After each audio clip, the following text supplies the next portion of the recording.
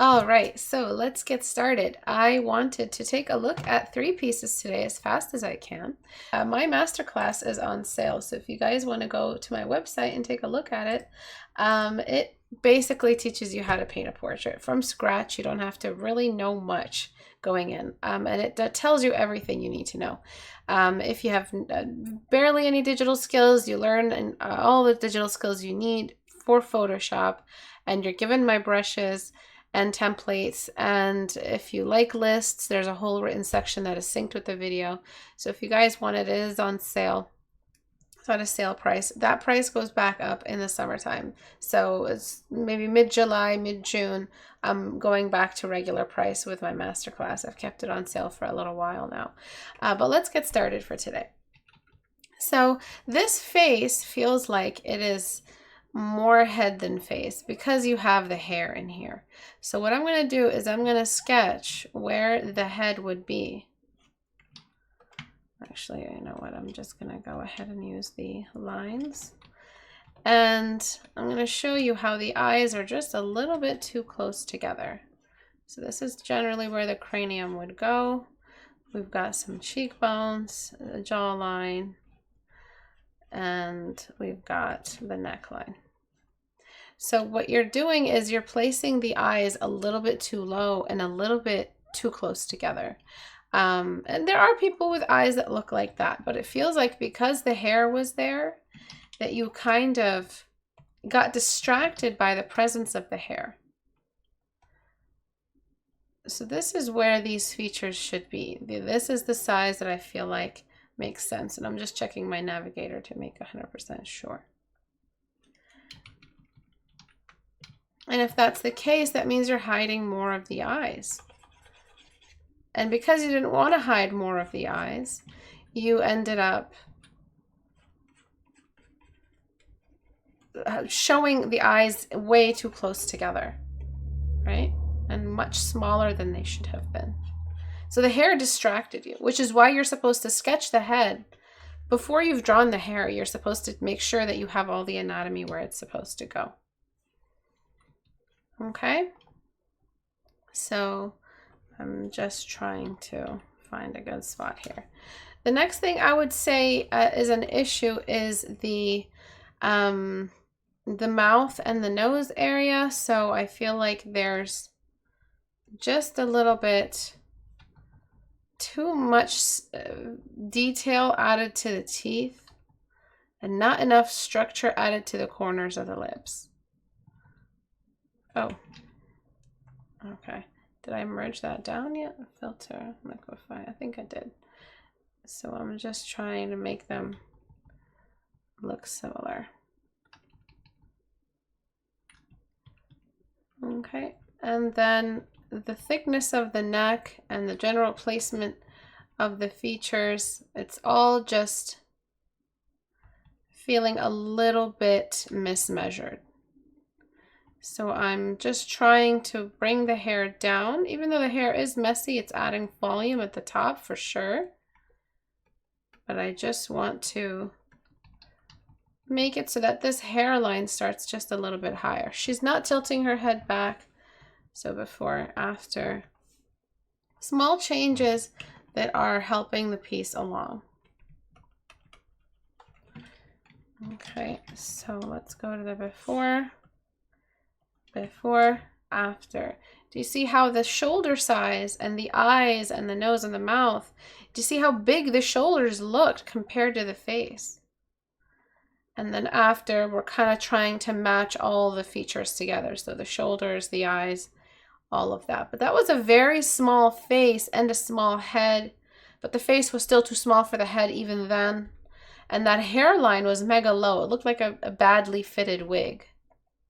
Do you guys see that difference? So I hope that was helpful. Let's move on. I wanted to take a look at this one. So this one, the fix is pretty obvious. I think you're showing too much and you're actually in a silhouette and you're not showing it. So I'm just going to get darken. I'm going to choose that blue value. And I'm just going to throw this main character here in the front and this character in a silhouette. And what I'm going to try to do is just lasso through everything.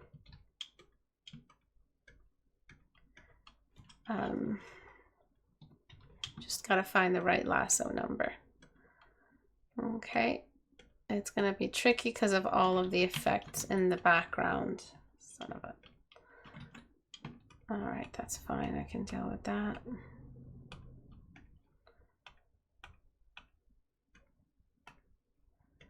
Okay, oopsie.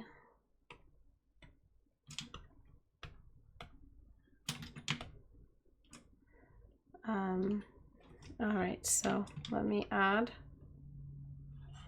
my own lassos. Oopsie.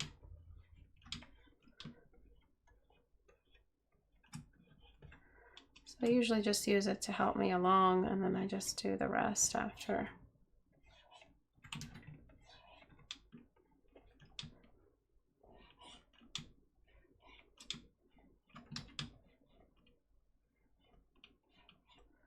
Oh, right. So the issue is that you're showing so much, but you also want a silhouette, and you can't have both. There's this very, very specific lighting situation here where the light is directly behind them. So what I want to do is try to capture that same level, that warm kind of peachy glow, and make sure it's behind all of the characters. It's not just in one area. So that was it really that was off about this piece, is that the silhouette was not consistent. Let me turn those off. And then we go back to the image without these changes. And so what we have to do is delete away at where the light is sneaking in. So around their faces, where the light can sneak in, around her chest area, around the hair. So you don't need the silhouette everywhere. You just need it in certain areas here and there.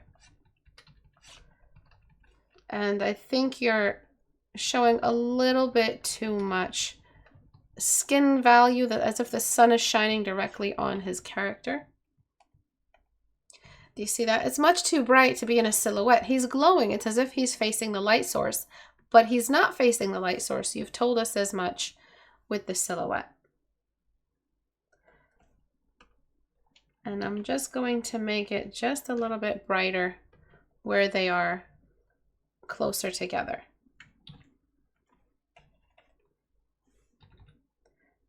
And this one here.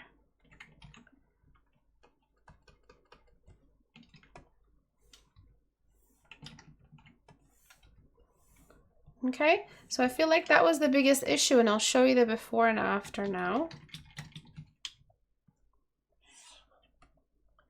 Before, after. Do you see that difference? Now we can focus a little bit more on their silhouette, and it feels more like a realistic room. The poster feels a little bit more realistic, which is more interesting to look at. It's more eye-catching. And I'm just cleaning up my lasso here. And duplicate and just add a bit more on this side.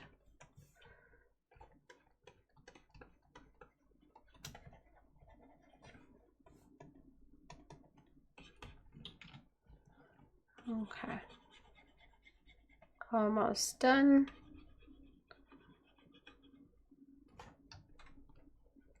So these Blitz critique hours really are just to show how some fixes really don't take that much time. Before, after, before, after. I think it makes the scene a lot more romantic to add a little bit of that darkness in there. I feel like it adds energy to the scene. It adds a little bit of mystery. It adds a little bit of that classic Hollywood type of romance. I do like to throw in a little bit of light effects with bloom, just soft brush kind of bleeding over through the characters, just to add that little bit of light energy there. So before, after, before, after. If you feel like you lost so much saturation, you can always bring a lot of it back. This is a quick fix. After all, you can spot saturate where you feel like you need value. If you feel like I added shadows in areas that should be peachy, you can find a peachy version of that shadow. All I did was select this value right here. This is what I selected, which is the average shadow color of the environment. That really helps make that big difference happen. But right here along his arm, if it's looking a little bit gray, just find the peachy equivalent of it, meaning just shoot up into the pinks. I'll add a little bit more of it here, and you'll try to capture his complexion a little bit better in certain areas. So all that saturation you lost, you can get it back by finding the pink equivalent that's also dark of those shadowy areas, and with her finding the orange or peachy equivalent. Okay. And then for this one, I feel like the hand is a bit too big for the head. And I feel like you're trying to do a perspective tilt in the head that is not consistent throughout, meaning the eyebrow is still a flat front view, side view eyebrow. No, it's a side view head on with the camera angle, whereas the one you're actually aiming for that you're telling me is happening with the jawline is tilted away from the camera, but the eyebrow was not. Do you see that? The eyebrow was perfect level with the camera side view.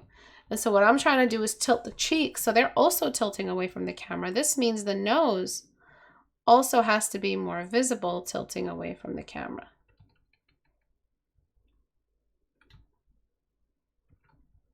Okay. So now everything is tilting away and we're seeing more of the nose. And then for the hands, I'm just going to shrink their size a little bit. Let me increase density. And so before, after, before, after. And I think one of the final issues that we're seeing today is just a lack of radial shading around the edge of the lips, just here. So sorry, not just there, just here. So I'm just adding a bunch of shadow in this area to just try to make the lips feel like they're more fleshy, I guess. It's gonna be a really quick critique hour. Don't have a whole lot on my mind today about these pieces, just really these main changes and how they're affecting the entire look. So a little bit more muscle structure for the corner of the mouth. And it looks a little bit like kind of a dimple. And we're slowly decreasing the size of the brush. The next thing would be the side of the lashes. I'm not sure if those are supposed to be blonde lashes. For the sake of the lesson, I'm just going to go ahead and throw some lashes in there. I really don't know if those were supposed to be blonde or those are supposed to be highlighted.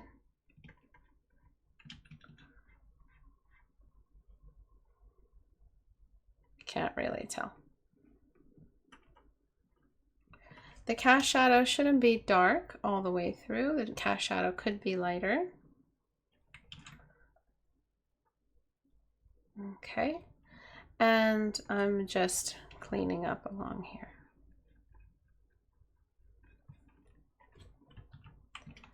All right, so let me show you the before and after. There are some issues here and there that I wish I could adjust, but I don't want to change the style too much.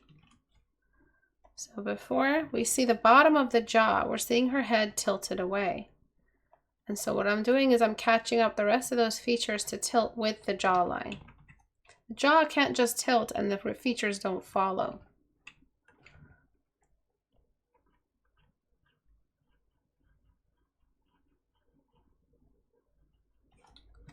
Right, and the side of the nose feels a little bit too dark. Any questions at all about any of the changes? We have some time for questions today. If anybody has any questions.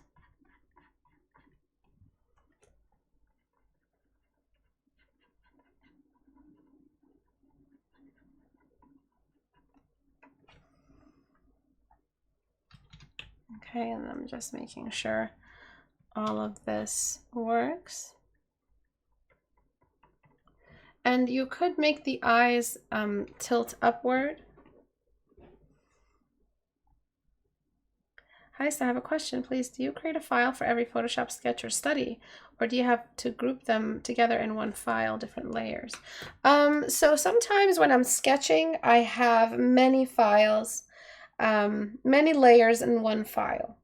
Sometimes when I'm illustrating, because it just gets so heavy and my computer used to not be able to handle it, an illustration would be just one individual file. The thing is with Photoshop files, the more layers you have that have more effects and more pixels painted in, the less transparent the layers, the heavier the Photoshop file will be. And so you run the risk of corrupting your file, which means that the file just won't open anymore. This has happened to me many times. I used to overload my Photoshop files with hundreds of layers for thumbnails for my videos, and eventually the files just get corrupted. I can't open them anymore. So it's better to just make a different file. They don't take up that much space at the end of the day. But for sketches, because it's so pixel light, I just do a layer per sketch. The sketch files have tons of layers, but the illustrations, I don't try to do like a group per illustration per PSD file. That's a lot. What's the longest break you've taken from drawing or painting? I'm in an art slump for almost a full year now, and I'm not sure how to get back into it.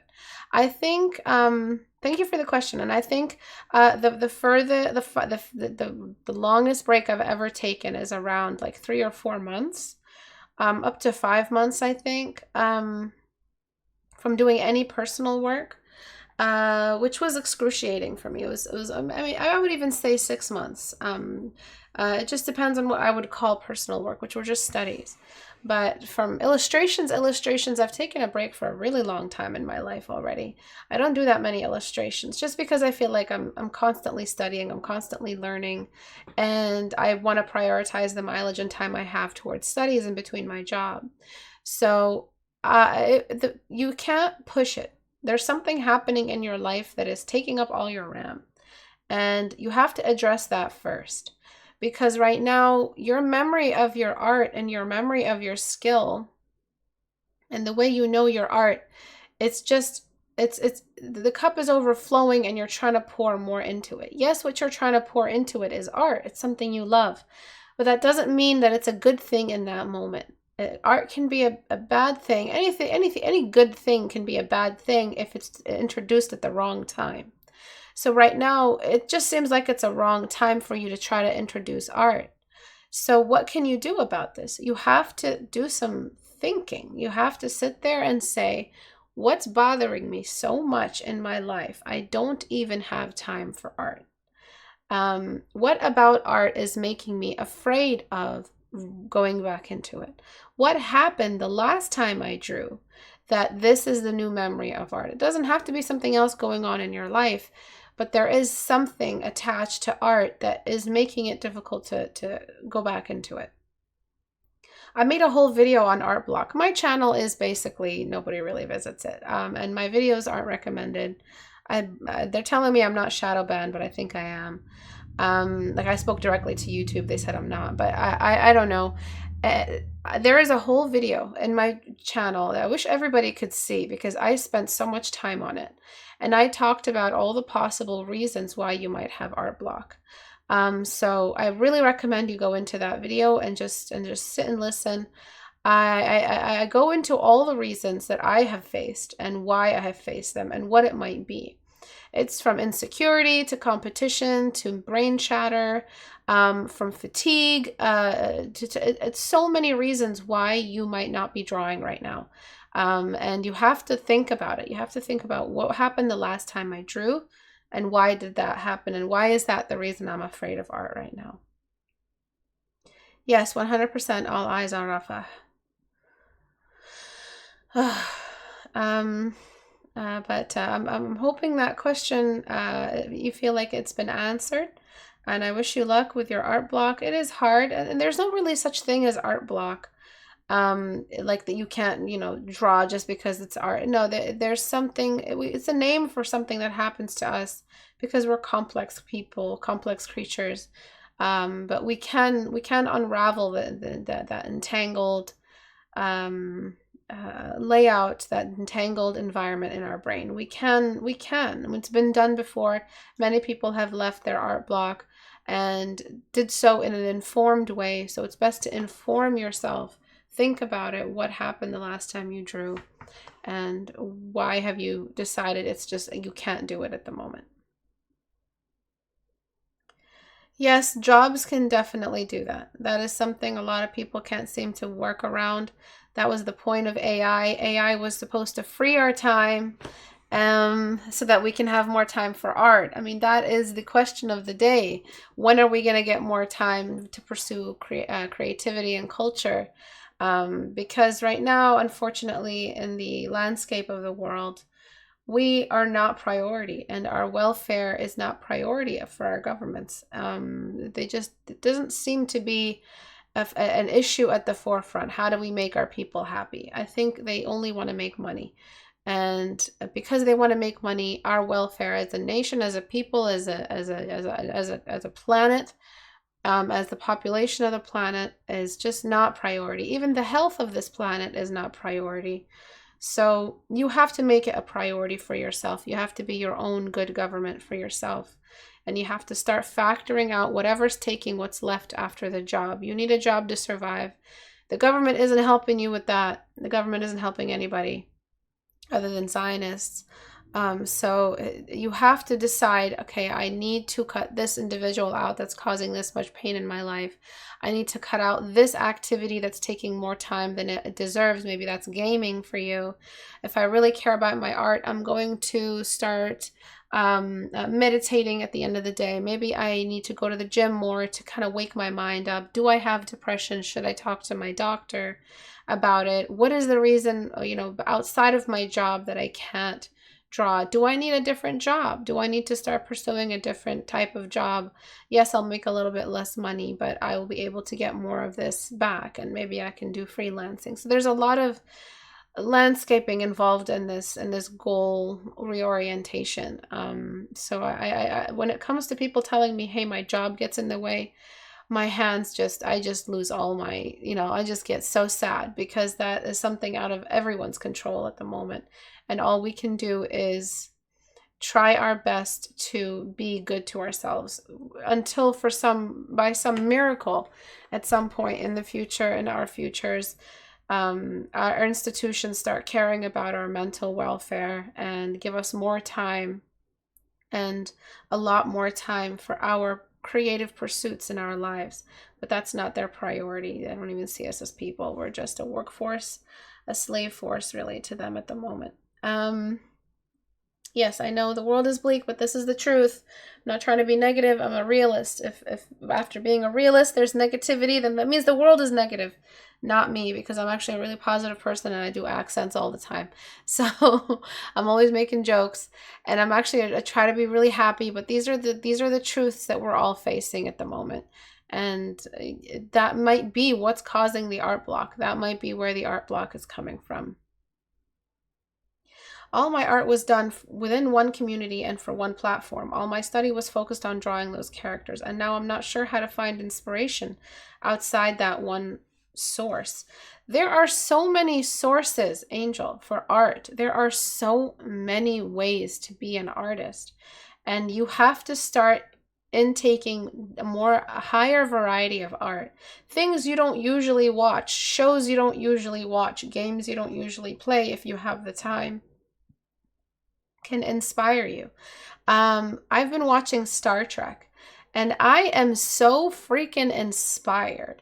There's this actress who plays Deanna, the counselor in the ship. Oh my God, her face is so beautiful. And so I just want to draw her face, and I'm so inspired. I haven't felt that inspiration for portraiture in a long time, and I wouldn't have had I not given Star Trek a chance, because back then they used to hire real people to play characters. They didn't hire the same old Barbie doll looking perfect bone structure character. They hired people with real definition in their features, and they were beautiful. The actress for her is absolutely beautiful, Deanna Troi. Yeah. And every time I see her big brown eyes, I'm like, that's an Istebrak face right there. I just want to draw her. And so it was something I never looked into. I just felt like watching Star Trek and asked people, where should I start?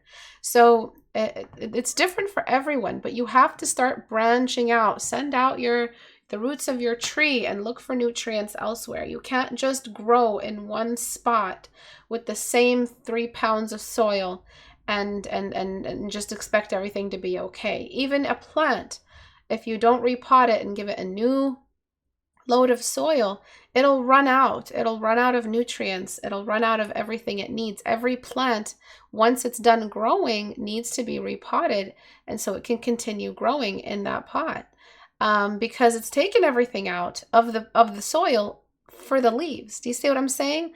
The information that was in the soil turned into the size of the plant. So I think you've outgrown your pot, Angel, based off what you've told me, and you have to repot yourself.